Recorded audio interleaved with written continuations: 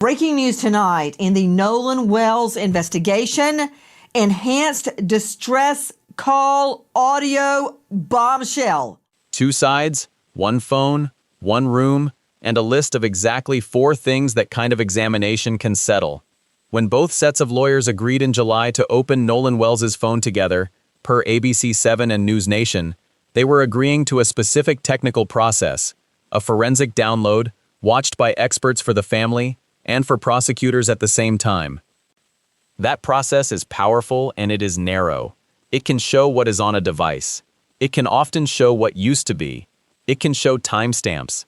It can show whether a record was removed. Here is what it cannot do. It cannot show whose hands were on the phone when something was removed. A device records the act. It does not record the person. That distinction is the whole video. Nobody has been charged. Police have not named a suspect. That distinction is the whole video. Nobody has been charged.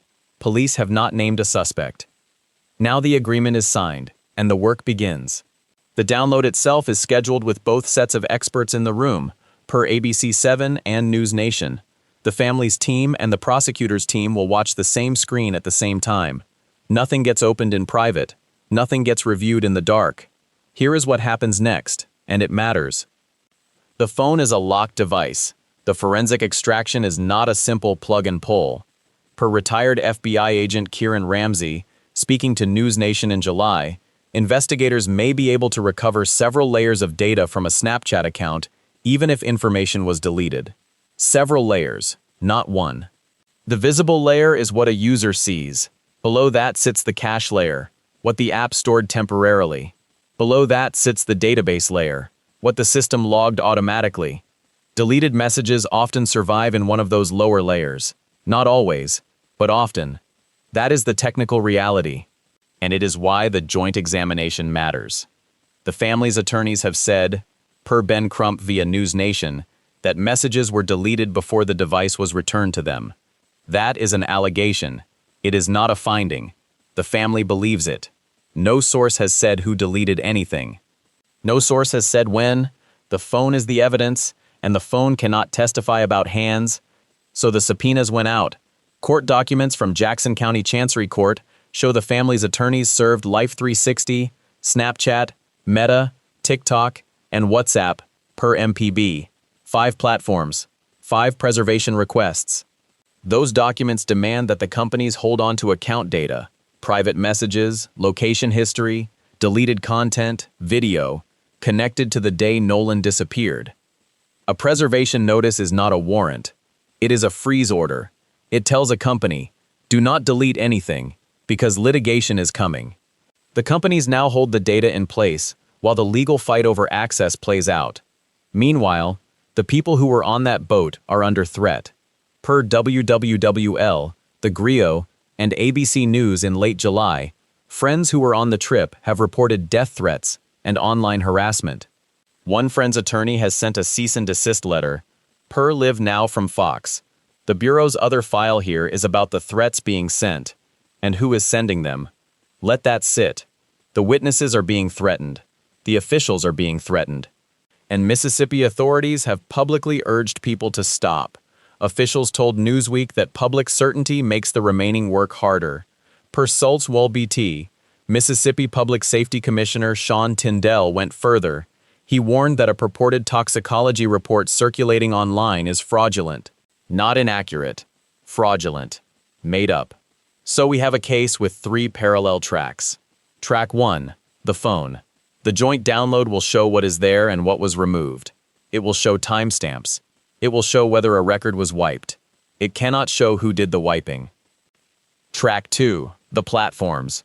5 companies hold data under preservation.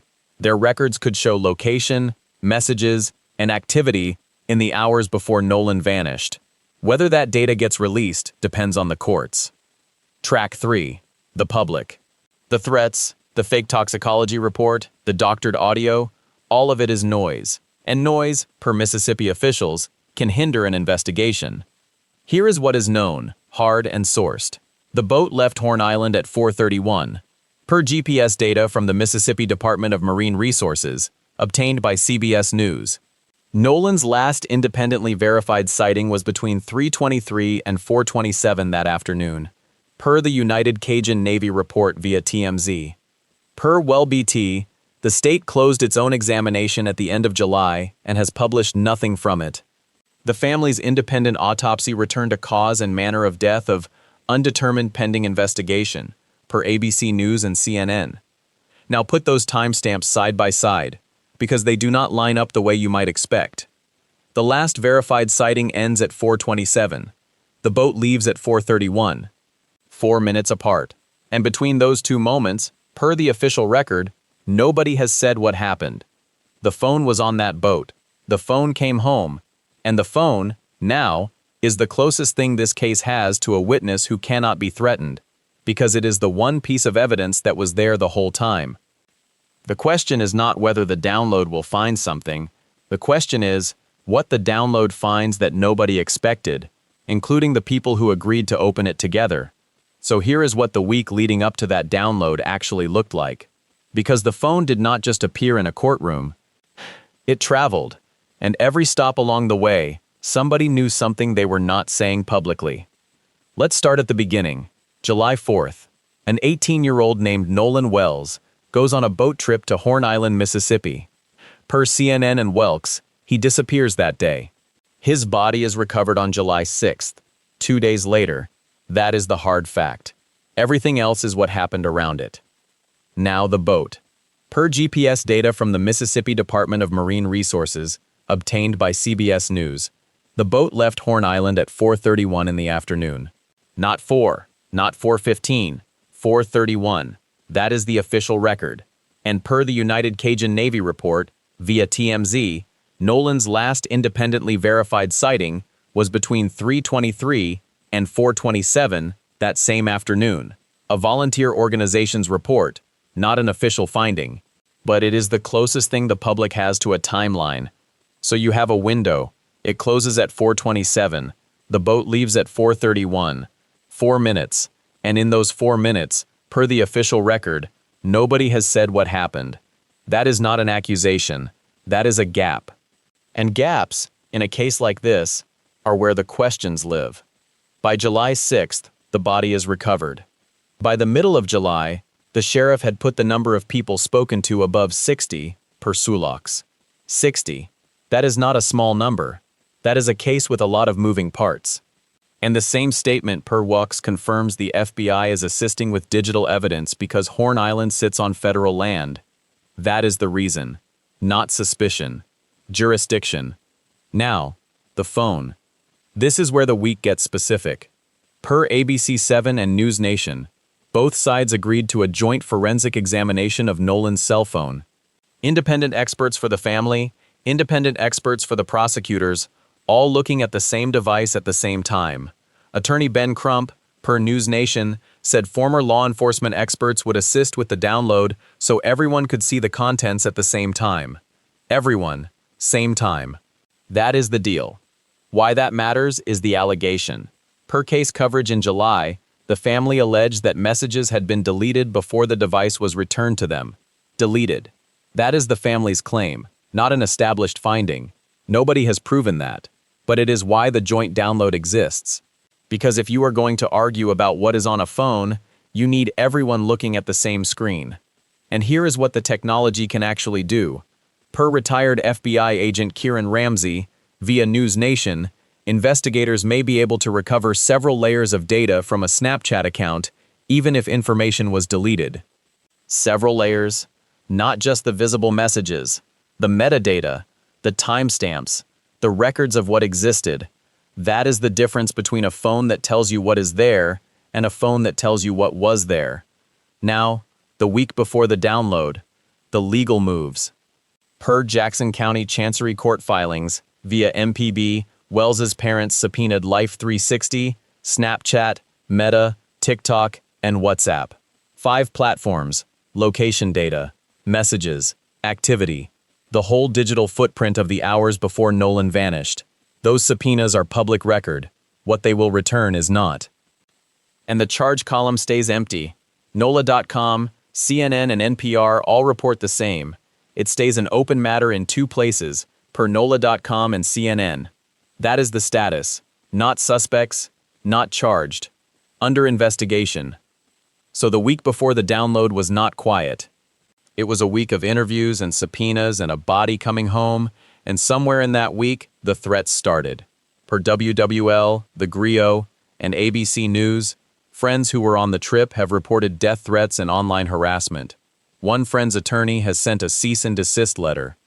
And per Live Now from Fox, a separate federal file covers the threats themselves. So you have witnesses being threatened. You have officials being threatened. You have a fake toxicology report being circulated, per Commissioner Sean Tindell via Wobble-T. And you have a 4-minute gap nobody has closed. The download is supposed to answer the question of what is on the phone, but the week before it happened, the case was already drowning in noise. And noise, per Mississippi officials, hinders the investigation. So here is what the download cannot do. It cannot tell you who deleted anything, it cannot tell you who was holding the phone, it can only show what was there, and that is the part that makes everyone nervous. The departure sits at roughly 4:31 on the state record. CBS News holds that state marine record. 4:31. That number is the hinge. Before that moment, everything could have been different. Now look at what the record says about the time before that moment. Independent confirmation of where he was covers 3:23 to 4:27 and no further. That is per the United Cajun Navy report, a volunteer organization's document via TMZ, and not an official finding. So the last time anyone independently confirmed seeing Nolan was somewhere in that window, and the boat left at 4:31. Do the arithmetic. The shortest gap, 4 minutes. If the sighting came at 4:27, the boat left 4 minutes later. The longest gap, 68 minutes. If the sighting came at 3:23, the boat left over an hour later. Either way, there is a window. And inside that window, everything changed. The boat left at 4:31, he was found on the 6th, per CNN and Wotux, 2 days later. The facts do not say what happened in between. They do not say when Nolan was separated from the group. They say the boat left, and the last verified sighting was before 4:27. That GPS record is the last hard number in the case. After 4:31, the timeline goes quiet. The next concrete event is the recovery of a body on July 6th. Between the departure and the recovery, the only accounts are human ones, and the humans who were there have been interviewed. That is the whole of the case so far. One number, one window, and the statements of the people who were inside it. Per Phlox, Sheriff John Ledbetter put the count of people spoken to past 60 and confirmed all 3 young men had given accounts. More than 60 witnesses. The 3 friends. They have spoken to investigators. The public does not know what they said. And that is where the pressure builds, and where it gets pointed at the wrong people.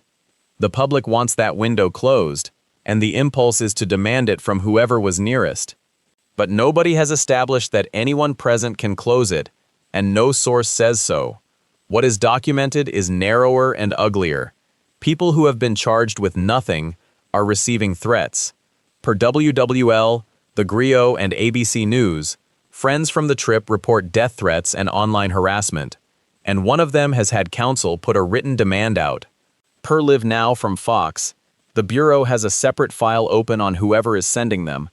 So the decision point, the boat leaving at 4:31, created a situation where the people who were there became the only ones who could describe what happened, and the public, demanding answers, turned on them.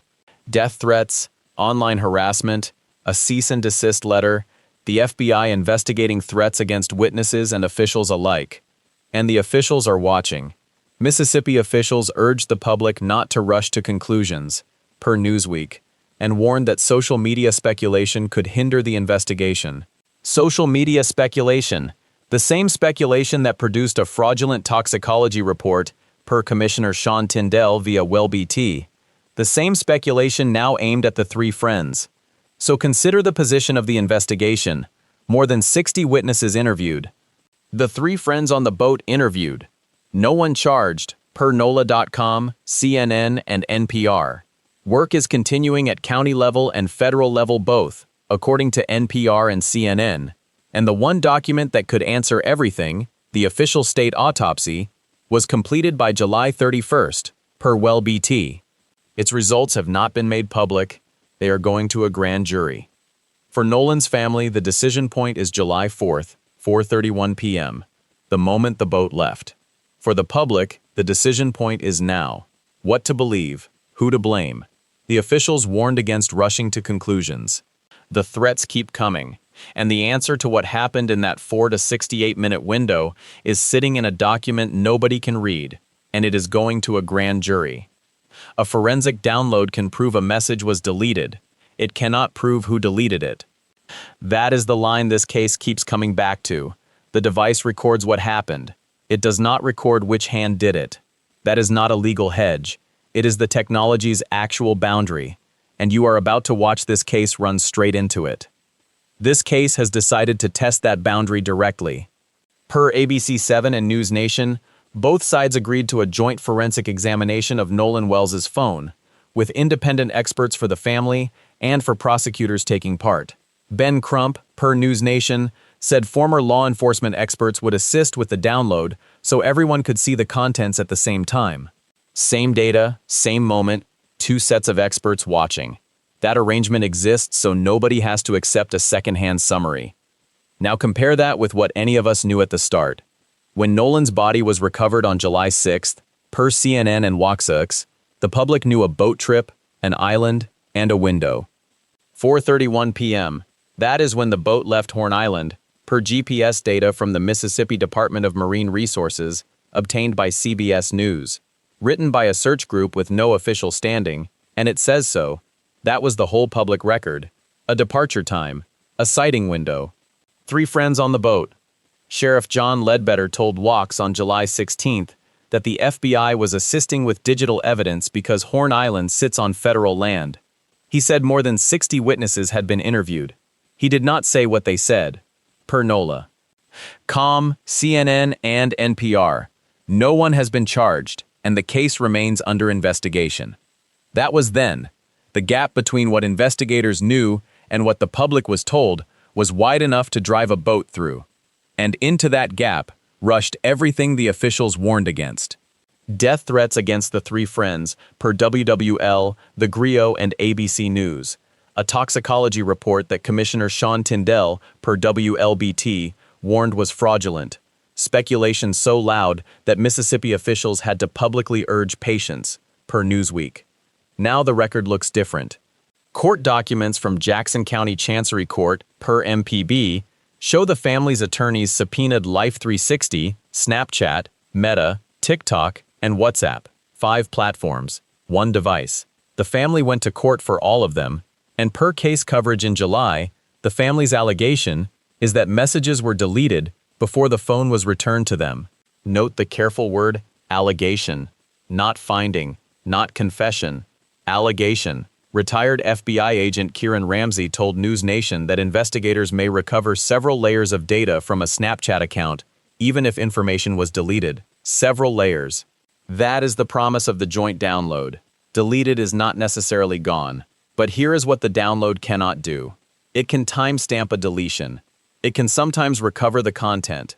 It cannot reach through the screen and say which person's finger pressed delete. That identification has to come from somewhere else. The rest of the data, the statements, the 60-plus interviews, so the knowledge has shifted. Then, we knew almost nothing and demanded everything. Now, the machinery exists to show everyone the same thing at the same time, and the machinery's limit is visible too. The family paid for its own examination, and per ABC News and CNN, the finding read undetermined pending investigation. The state autopsy is complete. Per Wald, its results have not been made public, and they are going to a grand jury. The phone download will produce data. It will not produce a verdict. Here is the uncomfortable arithmetic this case has arrived at. What we knew then, almost nothing. What we can know now, almost everything about the data, and almost nothing about the person behind it. The download closes the knowledge gap. It does not close the window. Both sides are about to see the same contents at the same moment. The contents can answer exactly one question. What happened to that phone? The other question, who did it? The phone cannot hear. So when the download lands, we get one answer. Just not the one everybody is waiting for. So here is where that leaves us. Every piece of this case now points to the same two things. There is a phone, and there is a window of time. The phone will be read by experts on both sides. The window, between 3:23 and 4:27, per the United Cajun Navy report, remains the last independently verified sighting. And the boat, per GPS data from the Mississippi Department of Marine Resources, obtained by CBS News, left Horn Island at 4:31. 4 minutes after the window closed. 4 minutes between the last time anyone independently saw Nolan Wells and the moment the boat started moving. That is the arithmetic this case has been circling for weeks. Not a confession, not a breakthrough, just 4 minutes, and a question nobody can answer yet. The joint download will not answer it. It will show what happened to the phone. It will show when data was deleted, if it was deleted. It might even recover some of that data, per retired FBI agent Kieran Ramsey. But it will not show a face. It will not show a hand. It will not show intent. The device records the device. The person behind it is a deduction someone else has to make. And that is the part the public has been trying to make for weeks. The part officials have warned against. The part that produced death threats against 3 young men who have never been charged with anything. The friends who were on that boat, per the sheriff's office, have been interviewed. They have reported threats. One of them sent a cease and desist letter through his attorney, per WWL and the Griot. The FBI is investigating those threats, per Live Now from Fox. Not the friends, the threats against the friends. It is worth sitting with that for a second. The people who were there that day are not suspects. They are witnesses. They are protected by the same law that protects the victim's family. And they are being punished by the public for the crime of being there. The autopsy cannot help them. The state autopsy is complete, per WALBLBT, and its results are sealed, going to a grand jury. The independent autopsy, per ABC News and CNN, came back undetermined pending investigation. That phrase is doing a lot of work. It is not a verdict. It is not an accusation. It is a statement that the examiners could not establish a cause, not yet. It is the medical examiner's way of saying, we need more. And the phone download is the more. It is the last hard piece of evidence both sides will look at together. The family's attorney, Ben Crump, said former law enforcement experts would be part of it, per News Nation. So everyone sees the same thing at the same time. That is the promise. That is the transparency. And it is real.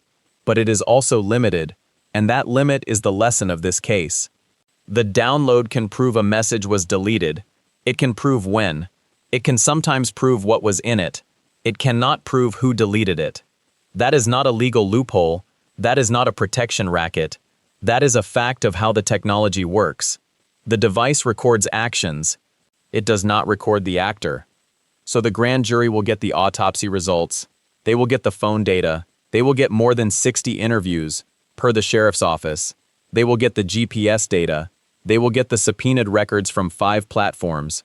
And they will still have to make a decision about a person who is not in any of the data, a person whose identity has to be built from everything else. That is where this case stands. Not at a conclusion.